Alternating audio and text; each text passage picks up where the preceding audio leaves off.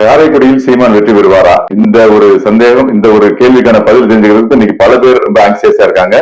பல பேர் தங்கள் கருத்துக்களை சொல்லியிருந்தாங்க. அதாவது கார்ட்டூனிஸ்ட் பாலா அவர் உள்ளுணர்வு சொல்றதா சொல்லி சொன்னாரு. காரைக்குடியில சீமான் வெற்றி பெறுவார். ஹோமியோ மருத்துவர் ஆசா லெனின் அவர்கள் சொல்லும்போது சொன்னாங்க, சென்னை வந்து அவர் வாய்ப்புல எல்லாம் போனதை பார்க்கும்போது காரைக்குடியில வெற்றி பெறுவாருன்னு தோணுது அப்படின்னு அவங்க சொன்னாங்க. ஒரு கருத்தை சொன்னாங்க. பிரபலமான ஜோதிடராக இருக்கக்கூடிய ஒருத்தர் வந்து சொன்னாரு, சீமானுக்கு வந்து இந்த காரைக்குடியில உறுதியா வெற்றி பெறுவாரு அப்படின்னு சொல்லி சொன்னாரு.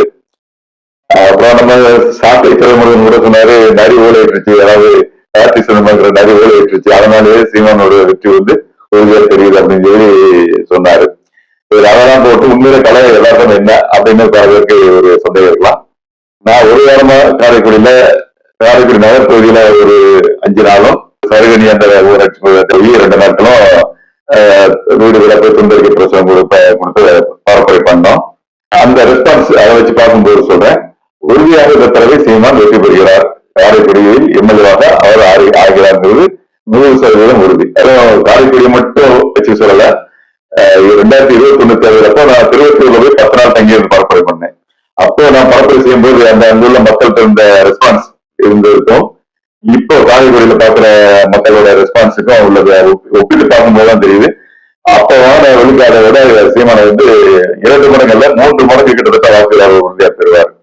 ஏன்னா நாங்க போகும்போது மக்களோட ரெஸ்பான்ஸ் எத்தனை பேர் சொல்றாங்க, அவங்களாவே சொல்றாங்க, நாங்க மாற்று கட்சியை சேர்ந்தவங்க, எனக்கு வந்து சீமான்ங்கிற ஒரு ஆளை ரொம்ப பிடிக்கும், அதனால கண்டிப்பா அவருக்கு ஓட்டு போறோம் அப்படின்னு சொல்லி, அதாவது ஒரு வீட்டுல எல்லாம் ஒரு பேர் சொல்ல வேணாம் நினைக்கிறேன், அவர் பேரை போட்டு திமுக ஒரு பொறுப்புல இருக்காங்க, அவர் வீட்டுல பேர் பழக இருந்துச்சு. அதனால கூப்பிட்டு மீனா அப்படின்னு சொல்லிட்டு சும்மா சுண்டரிக்கை போட்டு போவோம் அப்படின்ட்டு சுண்டரிக்கை போட்டோம்.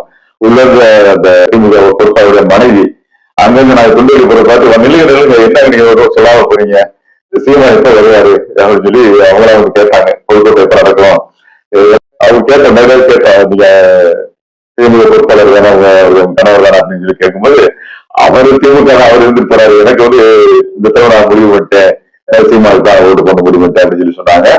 இது மாதிரி பல பேர் பல இடங்களை பார்த்தோம். ஒரு 3 பேர் நண்பர்கள் பைக்ல போயிட்டு இருந்தாலும் அவங்க போறதை பார்த்து நிறுத்தினாங்க. நான் அவங்க துண்டறிக்கை கொடுத்தேன். அப்ப அவங்க சொன்னாங்க, நாங்க ஏற்கனவே நாங்க 3 பேர் பேசிக்கிட்டே இருக்கோம், 3 பேரும் வேற வேற கட்சியை சேர்ந்தவங்க, ஆனா நாங்க 3 பேருமே முடிவு பண்ணிருக்கோம், பேசி முடிவு பண்ணி எங்க குடும்பத்தை நாங்க தடவை சீமானுக்கு வாக்கு முடிவு பண்ணிருக்கோம் அப்படின்னு சொல்லி அந்த ரெஸ்பான்ஸ் பார்க்கும்போது எங்களுக்கு வந்து அந்த வெயில நடந்து பரப்புரை பண்ற கலைப்பு கூட கொஞ்சம் கூட ஒரு அளவு பொட்டளவு கூட எங்களுக்கு அந்த கலைப்பு இல்லாம இருந்துச்சு. வாக்கில் வித்தியாசத்தை தான் இன்னும் அதிகமாக்கணும். அதுக்கான வேலை இன்னும் தொடரும். உறுதியான நம்புங்கள், வெற்றி சீமான் அவர்கள் வெற்றி உறுதி.